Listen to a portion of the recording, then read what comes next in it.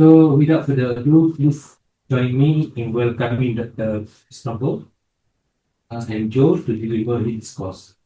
The floor is yours. Okay, well, thank you very much, everyone. Lovely to be back in Kuala Lumpur. I landed last night at 12 o'clock and I'm leaving tonight at 9 o'clock. I thought, well, I've got 9 hours. No, I've got more than 9 hours. I've got 21 hours in KL. Will there be time for me to come and visit my friends in Gita? So obviously the answer to that question is yes. And it's lovely to see you all again. I see a number of things are the same and a number of things have changed. So I'm traveling without a SIM card or any data. So in the good old days, you used to just walk off the train, take the commuter train, find a cheap hotel next to KL Central, and then you hop on the commuter train and you arrive in the UKM station, and then you hop on a taxi and you come to College Christmas. But these days you have to have data and you have to call a Grab. So I just hopped on the bus, and so I got here in good time. But lovely to be back. Nice to see. I had a lovely catch up with Prof Shamsul, and really lovely to see you again, Professor Kartini, and to hear that you're coming to New Zealand. So it might be bad news for you that I'm there, but it's very good news for me that you'll be coming. So inshallah, we will get to see each other. Yeah. So, and I apologize for the long title, but it's this seems like this has been something that I've been working on for a while, and given the proximity of Universiti Kebangsaan and Bangi to Negeri Sembilan, and given the importance, the tremendous importance of this particular tariqa in Malaysia, and specifically in Negeri Sembilan, it seemed like a nice opportunity for me to present some of my analysis, and like so much of the things that I've been writing over the last few years, it was a bit of an embarrassment. I remember someone mentioning, they've looked at all the titles of my articles and they say, it's revisiting and it's a revisionist take and all the rest. So I'm aware of me needing to find new words to talk about the ways that I'm approaching my subjects. So I have an agenda so I don't want to waste your time and to take time from more interesting and important stories and discussions and contentions, but you'll see on the screen the abstract of the talk, which acknowledges anyone who doesn't know this guy, you have to kind of wonder whether they've been living under a rock. Having said that, we do need to remember that we should not be surprised at the ability for people to hide under a rock and for people to sleep under that rock for a long time, and for people to be more interested in scrolling Instagram than in reading the most authoritative histories produced by a range of historians and anthropologists in Malaysia and in Thailand. So this person, Shaykh Muhammad Saeed Al-Linggi, is a tremendously important person, despite the fact that he lived a very, very short life. He died as a young man, 158, and he died younger than me. He died at the age of 51. So more importantly, so we know of his connection to the largest tariqat in Malaysia, the Ahmadiyya-Idrisiyya, And we know, so there are many things about this guy that we know, and I guess my reason for wanting to present here today is to be pointing out the utility of some of the projects that I've been involved with over the last year or so, which for me has been tremendously helpful in clarifying some things that I already knew, and in bringing into focus some things that I kind of spotted and suspected, but was not able to kind of speak about with great clarity and authority. And so I am going to be talking about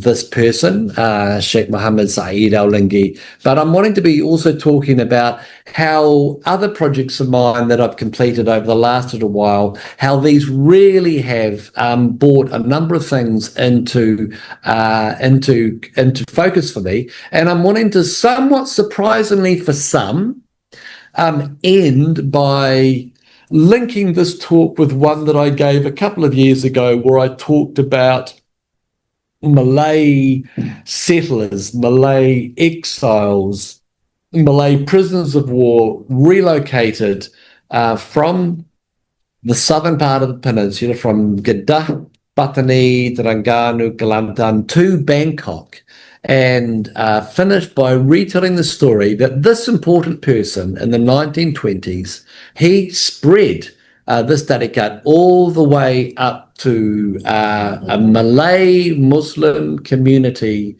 in Ayutthaya in the 1920s, which, given the fact that I'm giving this talk at an ethnic studies, Institute of Ethnic Studies, remind us about the ways in which ethnic ideas of ethnic boundaries, although they're very popular with nation states, they are empirically very, very flimsy. That is a rather long and rambling introduction. So if you're still with me, bear with me just a bit longer. Okay, so if I've lost someone, then let's call everyone back. So let's do a bit of a detour before I go in and talk about Sheikh Mohammed Saeed Al-Linggi. Let's do a bit of a detour together. So let's do this together. So the detour that I want to take you on is to introduce to you a project that I completed with a team of people in South Thailand. Some of them may be logged on. I have no idea. I don't know whether Nuruddin is online. I don't know whether Graham is online or Ormi is online.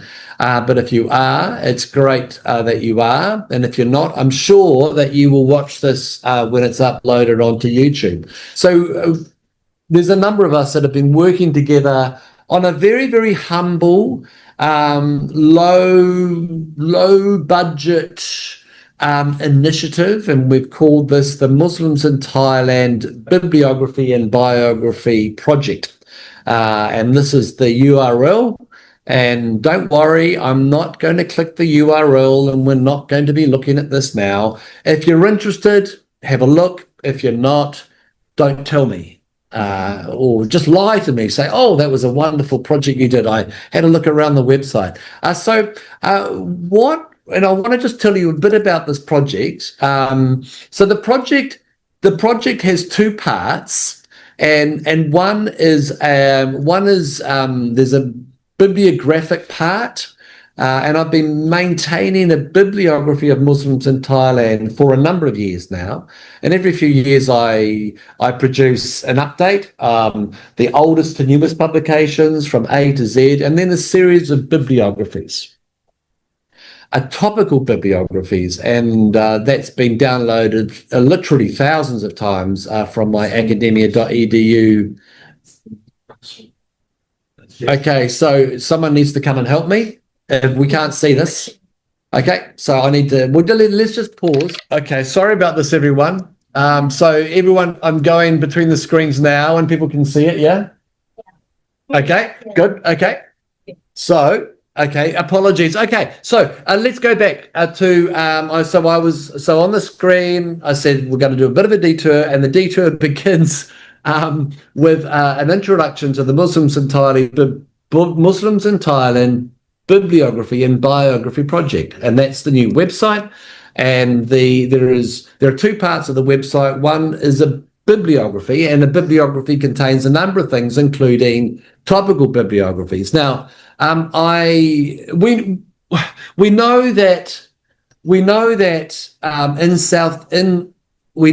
the field of Muslim studies in Thailand has been impacted by research funding and research interests in understanding and researching the violence in South Thailand that began since 2004.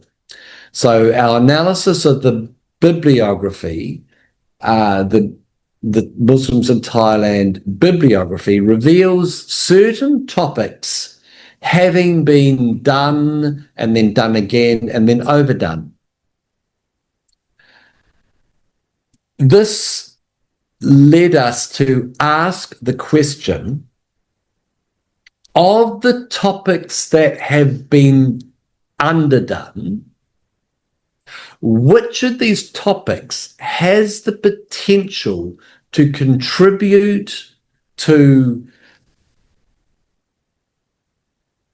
seeing a peaceful resolution to this conflict? One of the many ways we've answered that question is to be saying there is a need for more work to be done on researching and disseminating the production, the research output related to local cultural heritage. So, like in many Southeast Asian countries, we have national histories taught. We don't have local histories taught. In the colonial era or in the immediately after the post-colonial era, there were certain themes that are included in the national Malaysian history curriculum, and the subaltern histories, the histories of the of rebellions and rebels in different states of the Federation during the colonial period and immediately after the colonial period were conspicuously absent. So what we've done is we've kind of set ourselves the task of saying, what are the gaps in terms of research topics? What topics are we able to respond to? And these included talking more about the biographies of the most influential Malay families that produced the most influential Malay ulama who were involved in who taught in Halakah in the Hijaz, who came back and established Bondok locally, who were involved in producing kitab, some of which were so influential and in demand that they required copying. And so the biographical portion of our Muslims in Thailand bibliography and biography website, the MITBB, is related to 5 themes. Themes of families, themes of ulama, the individuals that came from these families, the theme of Bondok, and Java would say Bondok Pesantren or just Pesantren, traditional Bondok, not modern madrasa, teaching secular subjects as well, kitab and copyists. These themes, these 5 themes, obviously, this is an exercise in stating the obvious. All of these things are interrelated. Ulama come from families. Ulama write kitab. Ulama establish Bondok. Ulama write kitab that are copied. And some of these copyists are from these families as well. They're all interrelated. And so, having established this, I just want to introduce very, very briefly aspects, some of the output that we have made freely available on the MITBB. So all of this has been done with absolutely smill of an oily rag funding. Some of us want to do good, but we want to do well out of doing good. And if we have to choose about doing well and doing good, then we'll do well. Thank you very much. Okay, so and it's for a number of reasons. That's the way that we've operated doing this project. So we've produced a number of maps. This is actually, I can confidently say, we've got a map with a timeline. So this is our reconstruction of the incremental development of the earliest bondok in present-day Patani province from the late 1780s. And the 1780s is important because this was when the former capital of Patani was sacked, burned, destroyed by the Siamese in 1786. And so you'll see on the bottom right-hand corner of this map that the oldest bondok still functioning, it is no longer functioning now, but until recently functioned, was located quite a distance from the coast, the former capital, making it not vulnerable to Siamese military aggression. And so we see here with the timeline, we see bondoks that were opened before the 1970s, the 1780s, sorry, and then in the 1900s, we see these incrementally increasing in number, a development related to two things, the broad peace that returned to the peninsula in the 1840s, following the return of the Raja of Kedah to Kedah in the 1840s, and of Rama III in Bangkok appointing the Raja Muda from Kelantan, who was fighting against a rival, the Rama III in the 1840s appointed one of the people involved in the civil war in Kelantan to become the Raja of Patani. That was in the 1840s. Shaykh Dawud al-Fatali came back to the peninsula in the 1840s. After that, more people began to come back, and this toing and froing, this coming and going only increased because there was peace. And in the 1860s, we had the opening of the Suez Canal. We have an exponential increase in traffic between the Hijaz and Singapore, Penang, being the most important ports. We've produced other things in this Muslims in Thailand biography and bibliography project, and these include a series of timelines. And I'm introducing them here, but I'm going to be talking about this later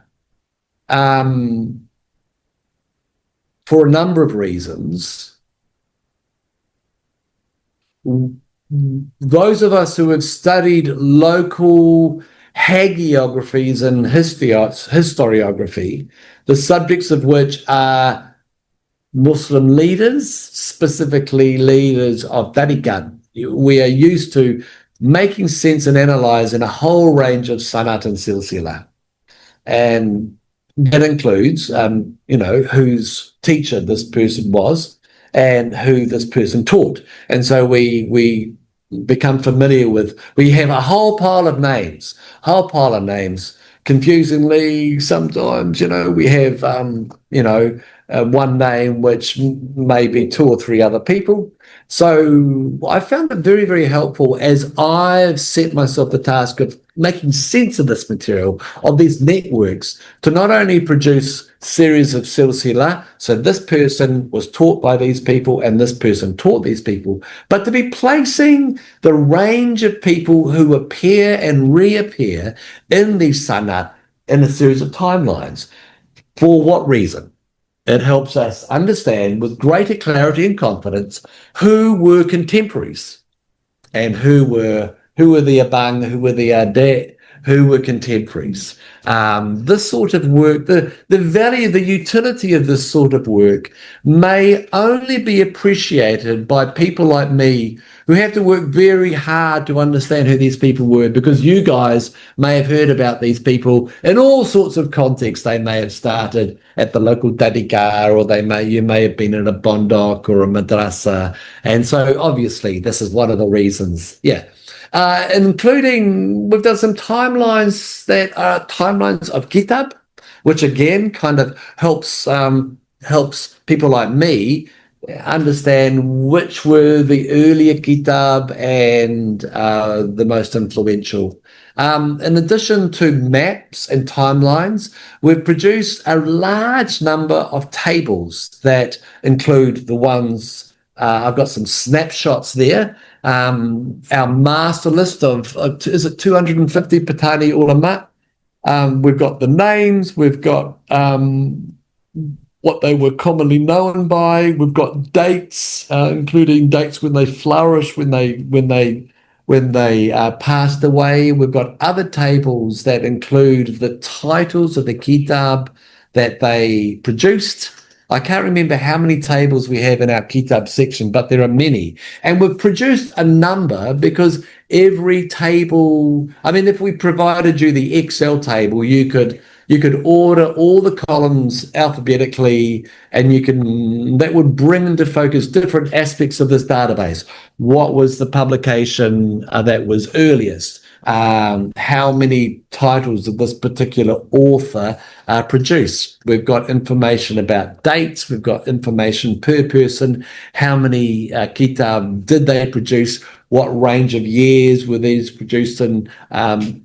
Some of these kitab, do they have dates or are they undated? So once you've done the slow and important work of putting these into an Excel spreadsheet, after that you can produce a range of tables and timelines that help people like me. Okay, so that's the detour over, and let's get back to the theme. Okay, let's go back. Those of you who are interested in the history of Islam in Malaysia, and I might just add particularly the history of Islam in Kelantan and Negeri Sembilan, you will be aware that the Tariqa Ahmadiyya or the Tariqa Ahmadiyya-Idrisiyya, or what some people refer to as the Rashidi branch of the Ahmadiyya-Idrisiyya. So we just need to remind ourselves that there's no division of the UN that standardizes the names that Tariqa are called by. So we may call it the Ahmadiyya, we may call it the Ahmadiyya-Idrisiyya.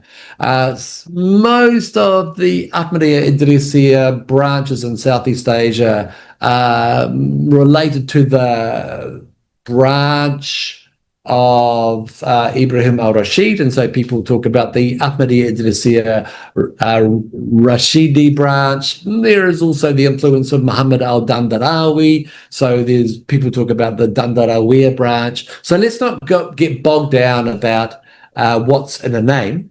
There are other Malay language publications about this tariqah, and one of them I've included here, produced in 2001.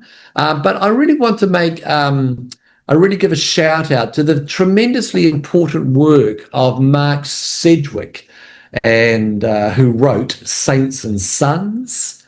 I can't remember the exact year that this was published in, but this is widely acknowledged as the most authoritative treatment of the branch of the Ahmadiyya-Idrisiyya related to Ibrahim al-Rashid. And we'll be talking about his silsila a bit later on. And there was a particular page in this book that I read. I read this book when I was in New Zealand. I was actually writing my monograph at the time. I was back in New Zealand 2011, and I read this book with great interest because up until then I had done no research whatsoever on Tariqat in Thailand. And from 2012, I was in and out of about 5 different Tariqats scattered between Ayutthaya and Narathiwat.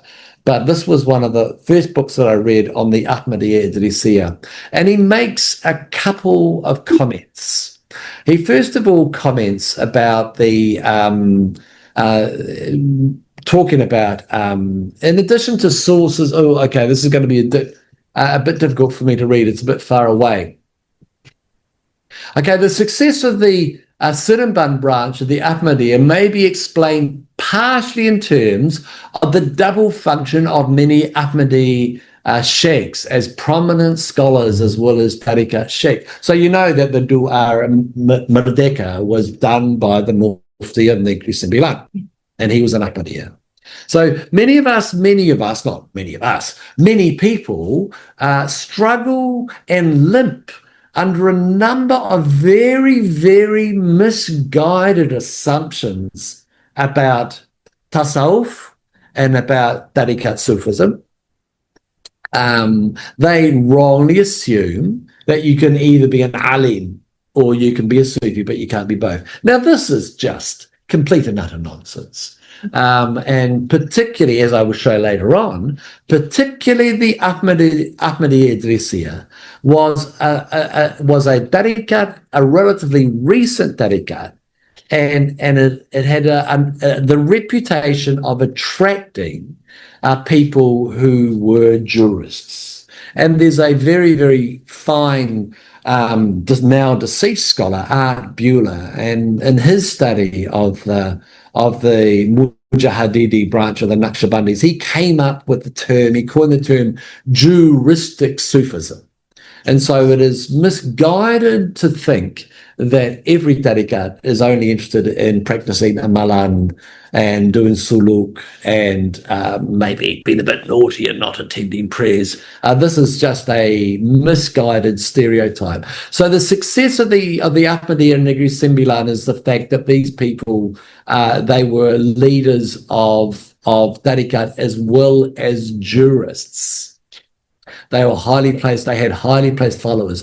These two factors made the Ahmadiyya an established institution in Negri Sembilan, linked to the other regions and political institutions of that state. In addition, its success may owe something to the adoption of forms of normal tariqat, a process that started under Shaykh Saeed, discussed in chapter 7, and continued under his descendants, including his grandson in Singapore, which is again one of the largest tariqat in Singapore. The Ahmadiyya became a normal tariqat through the disappearance of the original tariqat Muhammadiyya, and also because it became very much a family tariqat, it also became a Malay tariqat. The earlier history of the Ahmadiyya in Southeast Asia, considered in previous chapters, reflects the starting point of each transmission in Mecca. During this phase, the Ahmadiyya was a Meccan tariqat with a presence in the Malay world. During the phase we are about to consider, the Southeast Asian Ahmadi became a Malay tariqat with increasingly loose contacts with its origins. After 1926, the Ahmadiyya was transmitted from Malay to Malay without reference to the Arab centre. So this is an example. This is tremendous, and this is the relevance of talking. Some of you may be saying, why are we talking about tariqat at an ethnic studies institute? Why on earth are we going into the minutiae of sanad, of zikr, of kitab, of ijazah, of succession? Why are we doing this? Because we are in an institute of ethnic studies. And the very simple answer to this, and this is a question that Graham and Omi, both of whom are postgraduate students in this institute, are in their own way seeking to answer, that religious movements travel along ethnic rail lines. I'll say that again. Religious movements, regardless of what it is, it may be a modernist, Minang modernism, it may be a austere Hijazi Salafism, it may be Masiri-based Ikhwani political project, and I could go on and on and on and on, and I'm not going to go on and on and on because you don't know this, because you know it already. So this is an exercise in just stating the obvious. But my one of the many themes that have come into focus and that I want to be the subject of more of my thinking, more of my speaking, and more of my writing in the future is the way in which religious movements, religious trains require the presence of train tracks. To change the analogy, you need more than just a car, you need a road. Okay? Unless you've got a super duper, unless you're not living in the middle of the jungle and you've got a super duper car with amazing tires and suspension and all the rest. If we've got a car, we need a road. And religious entrepreneurs who are saying something strange are going to get more done when they look familiar and they sound familiar, despite the fact that they are saying things strange. When you look strange, when you sound strange, and you say something strange, dramatically your chances of success are reduced. And this is the reason for paying attention to the Malay credentials of the people who spread at that time a new Tariqa with very, very strong connections to the Hijaz, but very, very loose ones to the peninsula. Does that make sense? I hope that does. Rather long and perhaps laboured point. Okay, so we might need to do Ahmadiyya-Idrisiyya 101. Okay, students, this will be in your exam. Please take note. Please take note of the objectives stated in the curriculum. Please take note, students. This will be in your exam. I don't know whether you're still traumatized by memories of lecturers talking to you like this. These days, it's kind of like, it's been years since I was in a classroom like that, but I can just imagine these days, all of a sudden, people are off their phones in the lecture and they're kind of trying to grab a pen. Okay, we've got to pay attention to the lecturer. Okay, so Shaykh Ahmad ibn Idris Al-Fasi from the Maghrib, relocated from the Maghrib to Mecca, Shazariya background,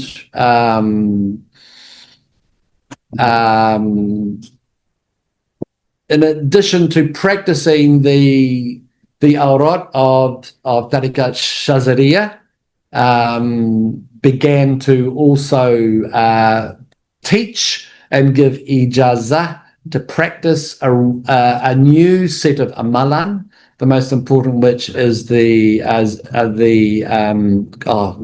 Tahlil al-Kabir, the Istighfar al-Kabir, and the Salawat Azimiyah. So if you are in a mosque, or if you're in a bondok, or if you're in someone's house, and if you hear any of those amalan, you immediately know this person is an Ahmadiyya. Okay, so now he had a number of students, and he was very, very influential at a very, very important time in the Hijaz. He has some very, very important and widely publicized and disseminated public debates against the first wave of Wahhabism, for want of a better word, in the Hijaz.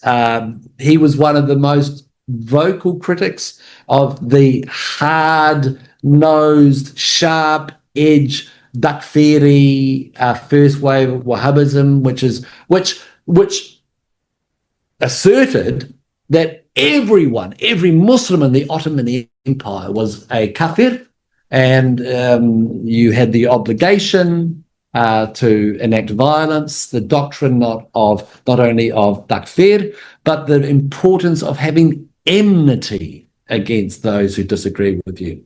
So he had a number of students, And these students include those that led a number of Tariqa, the most important of which spread in West Africa, Somalia, and Tunisia.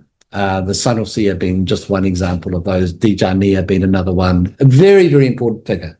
So the branch of the Ahmadiyya-Idrisiyya, most important for our purposes, is related to those of his Caliph, Shaykh Ibrahim al-Rashid. And the most important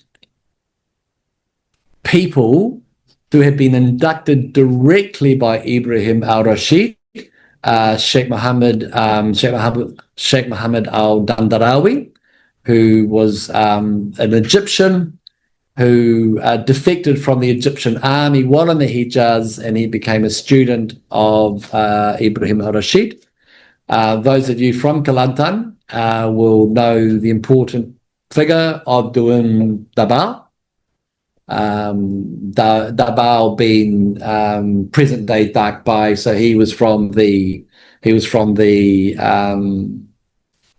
community probably on the northern bank of the Golok River. So if I was a nationalist, I would be saying he is actually one of ours. He's from Thailand, but we don't need to talk like that. Another person who most people will know by this name, Wanali Kute Kutan, a very well-known alim from Kelantan, who wrote Lumat al-Arad, which on the East Coast at least is probably it's a book of prayers, Amalan, has the Ratib al-Haddad, has a whole pile of prayers most commonly used. It's probably the book that I've seen in most Muslim homes in South Thailand and northern Malaysia over my time doing field work. And Sheikh Ahmad al-Fatani, a very important member of the Batani Malay diaspora in the Hijaz, again died as a young man, died just over the age of 50. And Duan Dabal's son, Wan Musa, who was the Mufti of Kelantan until about 1916, I think, if I'm not mistaken. So these are the most important people. So this is a conventional silsila. And one of the things that I'm doing in this presentation and intend to be doing in the paper that I'm writing at the moment with some people that have been involved in this project is to be thinking about how our analysis of the world in which these people traveled can offer new insights about specifically connections to the Malay world and more specifically to Patani. Now, I'm not going to do a survey, but I think that if I was to ask people, where was Sheikh Mohammed Saeed Al-Linggi from? And tell me about what you know about him. People will say a number of things, and they are probably going to make mention of his connections to Negri Sembilan and the way that he was the father of this person, the grandfather of that person, and of the important makam that is there and all the rest. So what they will probably not do is that they will probably not mention that he had any connections to Patani. Okay, so this is actually not the case. So one of the things that we have been working on is I mentioned that our MITBB, the Muslims in Thailand Bibliography and Biography Project, includes, amongst other things, an analysis of the genealogies of some of the leading families in South Thailand. Now, on the bottom line, and I'll be making this slideshow, I'll convert this PowerPoint into a PDF and I'll put it on my academia.edu page, and you're very welcome to refer to that. This is actually on the MITBB. It'll be easy for you to find. Go to the biography section, go to the family section, and this is the first table there. So this is the what we call the Gruset lineage. This is the family of the most important member of which is Sheikh Daud Al-Fatani. I'm assuming you know who Sheikh Daud Al-Fatani is. produced 40 kitab over his long career. Born in Patani, was one of the first wave of refugees who fled Patani as a teenager. Via Aceh, he went to the Hijaz. In the Hijaz, began to study there, teach there, and to write. He had Samaniya and Shatariya Tariqa affiliations. And at the bottom line there, you will see one of his siblings, Hajjah Mariam, and her daughter was Hajjah Safiya, and she married the father of Sheikh Mohammed Saeed Al-Linggi. So he has direct connections to Patani. So there are family connections to Patani. So where was Sheikh Mohammed Saeed Al-Linggi born? He was not born in Negeri Sembilan. He was not born in Patani. Where was he born? He was born in the Hijaz. In the Hijaz.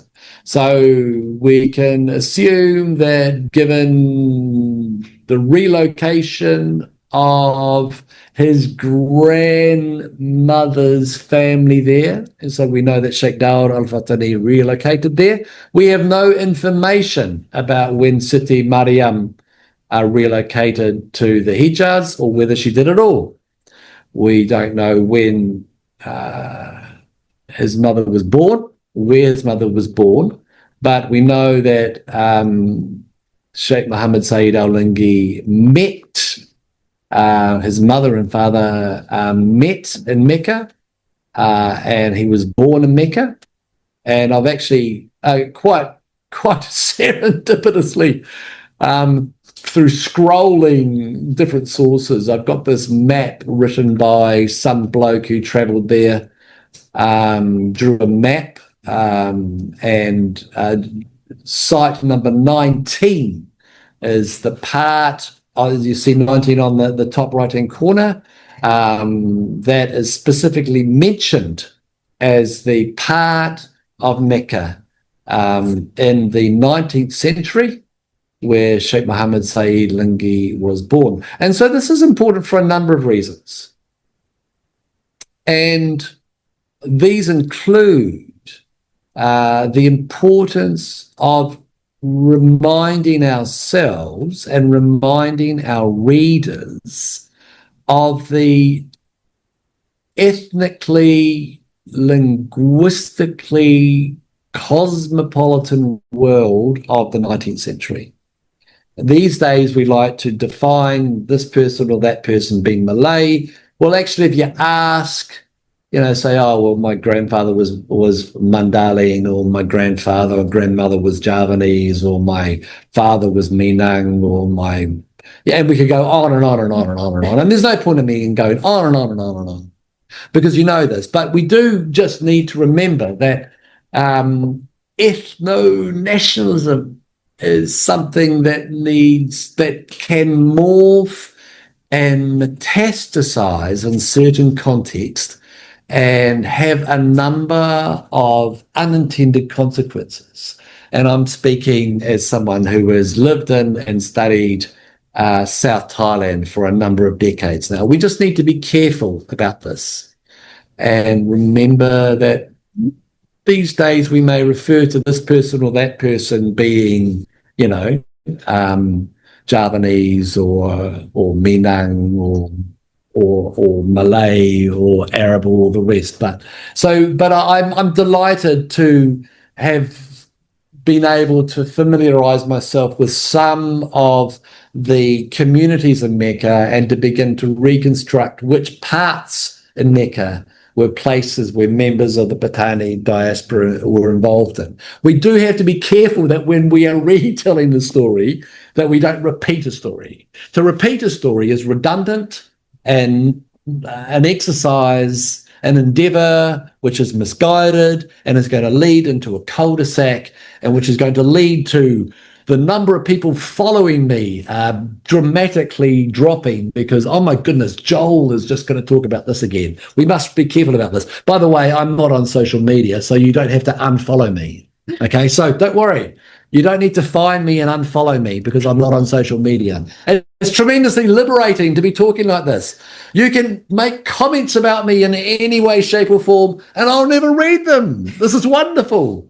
Yes, it's blissfully ignorance. What is this weirdo talking about? Well, you may say that, you may not. I have no idea. Okay, so going back to this, so this is the second lineage, and this gives us details about where Shaykh Ahmad Al-Fatani, so he is person B11. So where does Shaykh Ahmad Al-Fatani come in this network? And I'm going to be mentioning the important detail that Shaykh Ahmad Al-Fatani, who is the member of the second most important family in Batani, about how he is related through marriage to Dot Wanadi Kutte. So we have a note here. Shaykh Ahmad Al-Fatani's maternal aunt married Dot Wanadi Kutte. And so I'll return to the importance of that important detail. 10 minutes. Oh my goodness. Oh my goodness. Sorry. I thought that I had to pad it out because it's an hour. Thank you for telling me. Oh my goodness. Okay, but I'm not going to talk too fast. The third person, which is again related to the story, is this person called Duan Minau. And so there are three big families, and Shaykh and the Ahmadiyya-Idrisiyya are connected with all of these. Duan Minau was the grandfather of Haji Sulu, a very important person around the Second World War. And so these are the three connections he had with these people. So I'm going to be redoing a few of these genealogies. I'm playing around with different formats. Again, the different formats are important because they help us, it helps bring into focus different aspects of what we're doing. And this is what I find just so frustrating about just sticking with conventional silsila. Because we've done it, it's all been done before, but where do these people come? And so we won't have the time to look into those, but these just point out the point that I made. We see that one member of this network married into the others. There are other examples of these, and let's just carry on. Okay, so now this is something that I'm really pleased to have stumbled into doing, and really pleased to be able to present to you. Exploring the utility of timelines. When we are talking about the history of an important religious movement such as the Ahmadiyya-Idrisiyya, there's a number of things that we should pay attention to doing. The first is through this series of timelines, we are providing a picture, a compelling picture of the context in which these developments were happening. And so this timeline begins in the 1780s, and the first line there are the different members of the Chakri dynasty. So we're up to the 10th member of the Chakri dynasty. This timeline will show us when different rulers reigned. Going back down, I've tagged the next set of developments, Siamese-Malay relations in Patani. And we have got the timing of the 5 to 6 campaigns waged against the former Malay Kerajaan of Patani by these three kings, Rama I, Rama II, Rama III. This finished in the 1830s. We see a very important development in 1841. Bangkok permitting the Raja of Kedah, who has been in exile, avoiding being kind of chopped off by the head, avoiding the Siamese for a number of decades, and peace is made between him and Ramasam, the third reign, and he comes back to Kedah, and around that time Rama III intervenes. No, No, those involved in the civil war in Kelantan, they appealed to Rama III in Bangkok, and Rama III installs one of the rivals as Raja of Patani. And the other development in terms of Siamese-Malay relations, which I am going to return to, and this is a very, very important detail, is that in 1902, the last Sultan of Patani, was arrested. And after that, he had no involvement in any local politics. And this is related to Sheikh Said Al-Linggi not returning to Patani. Okay, so we've got, I won't have time to develop this in too many detail, but these are the timeline of movements of Sheikh Daura of Fatani, of Doing Me Now. So we have we have these, well, I've boxed in their date of death and their birth and the most important developments about when they left, when they came back. For Doing Me Now, for Sheikh Daura Fatani, for Dr. Wanandi Kute, particularly the year that he left, which was 1849, and placing Sheikh Muhammad Said Al-Linggi in context. So he was born in Mecca in 1874, and he was in Patani between 1882 and 1892, and that was because his mother was from Patani. So in 1882, his mother, who was a member of Patani Malay diaspora, was brought back from Mecca to Patani. And where did he study? He studied in the Pondok of Doing Me Now. Doing Me Now's Pondok is that is the third significant Pondok to have been established in Patani since the 1780s. A very, very important person, a very, very important Pondok. Large, influential, large numbers of people having been produced like that. So in 1892, Sheikh Muhammad Said Linggi, perhaps with his mother, perhaps not, returns to Mecca to perform the Hajj. So at that stage, he's a relatively young man. He's 18, and so he goes back to Patani. If he went back to Patani in 1882, so he would have been 8, and then he returns as an 18-year-old. And sometimes in the late 1890s, he's inducted into the Ahmadiyya-Idrisiyya, and we're going to be looking at Sanat again. And then in the early 20th century, he returns. And where does he return to? Does he return to Patani? No, he doesn't. No, he's in Mecca. So he goes back to Mecca in 1892. He's been studying in Patani for 10 years. He's gone back to Mecca in 1892, and at some stage in the early first years of the 20th century, he returns. But where does he return to? Does he go to Negeri Sembilan? No, he doesn't. Does he go to Patani? No, he doesn't. Where does he return to? He returns to Kelantan.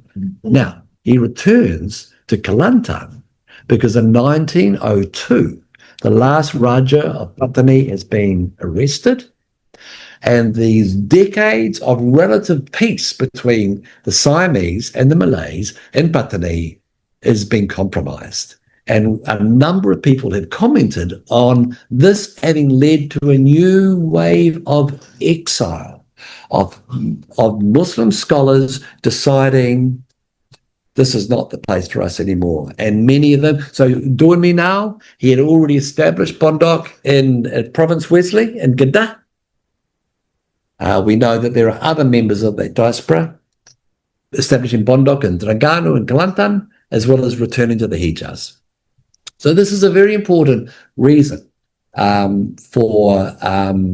so he returned. He was from Patani. His mother was from Patani. He was born in Mecca, but his mother was from Patani. He spent 10 years studying in Pondok in Patani. He returned to Mecca, and he returned to the Malay Peninsula, but not to Patani, because this was post the arrest of the last Sultan of Patani. And we know that Sheikh Muhammad Sayyid Al-Linggi, if you know the writings of Sheikh Ahmad Al-Fatani and his Fatwa Al-Fataniyya, you'll know that the first and the longest fatwa is a fatwa written by Sultan Muhammad IV to Shaykh Ahmad Al-Fatani in Mecca, asking specifically about this guy. So we have independent verification. So again, this is the location. I'm going to try and get my thing here. So this was the Bondok that Sheikh Muhammad Sayyid Al-Linggi studied in. Okay, it's in Yaran. So the longest Bondok, there were Bondok in the capital, but Bondok Pobot is located here because it's so far away from the town. This was already open, but these were open 1810.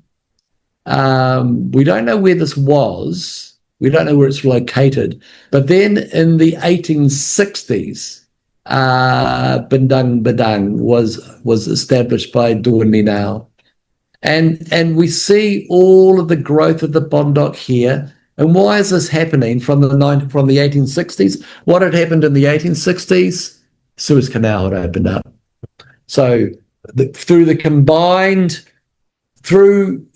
resumption of peace from the 1840s and then the opening of the Suez Canal in the 1860s, we're seeing greater numbers of people coming and going, and the establishment of Bondok, scholars coming back with an ijazah to teach the kitab produced by this network. And so this was the world in which Muhammad Sayyid Al-Linggi returned to. Again, this is another version of the silsila. Again, placing everything in context from the 1840s. Shaykh Ahmad ibn Idris, Ibrahim al-Rashid, Duan Minau, Dr. Ali Qutay, Sheikh Muhammad al-Dandarawi, connections between him and Duan Minau, Sheikh Ahmad Al-Fatani, Wan Musa, and Sheikh Muhammad Sayyid Al-Linggi. So this helps me, and it may help you. It may not help you at all, in which case I'll just say, well, I'm really pleased that it's helped me. Redoing these silsila in this ways, for me, helps me put into context about who were contemporaries. Now, I haven't done this here, but if I was to add Sheikh Dawud Al-Fatani into this timeline, who would be his contemporary? He was a contemporary of Shaykh Ahmad ibn Idris. He died in 1846. Shaykh Ahmad ibn Idris, they died in 1835. They are contemporaries. They were both based in the Hijaz. And so I would kind of commend this method to anyone wanting to see new things about people that they know very, very, very well. Let's just go through here. You're familiar with this conventional ijazah, this conventional silsila. You'll see that I've included the details that certain individuals were inducted by more than one person. This is a very, very common practice. So, for example, Sheikh Sayyid Al-Linggi, he was inducted by Muhammad al-Dandariya, but he was also inducted by Dr. Ali Qutay. And so Sheikh Ahmad Al-Fatani was inducted by Sheikh Ibrahim al-Rashid, but he was also inducted by Dr. Ali Qutay. The presence of two of these people in this network being inducted by Dr. Ali Qutay suggests his importance. Surprisingly, Mufti Wan Musa from Kelantan was not inducted by his father. He was inducted in Mecca by Shaykh Ahmad. Okay, so let's do this now. How does this help us? So this is another kind of genealogy which shows connections between Dr. Ali Qutay or Abdullah al-Rahman al-Kalantani with others within the network. So we can see here on the left-hand side, we've got Duan Minau married to one of Dr. Ali Qutay's daughters. No, sorry, this is Dr. Ali Qutay here. So Tuan Ali Kute's sister married Tuan Minau. Yeah, Tuan Dabao. Let's start again. Tuan Ali Kute, his sister married Tuan Dabao. And then we see connections between Shaykh. Now I'm getting confused. Okay, so these are members of the wider Patani network, and their granddaughters married the daughters of Dua Minal and one Aisha binti Muhammad Saleh al-Fatimi. I've run out of time, but these, and we aren't going to have the time to talk about the way in which Sheikh Mohammed Saeed Al-Linggi, who was, I would argue, a member of the Patani Malay diaspora in the 1920s, spread this tariqat all the way to Ayutthaya amongst Malay communities in Ayutthaya. We haven't got time to do that, and so we won't. But just to commend the utility again of, when we're interested in specific people in specific places involved in specific movements, to step back and to think about what data sets do we have that can help paint a depixelized picture of the world in which they moved in.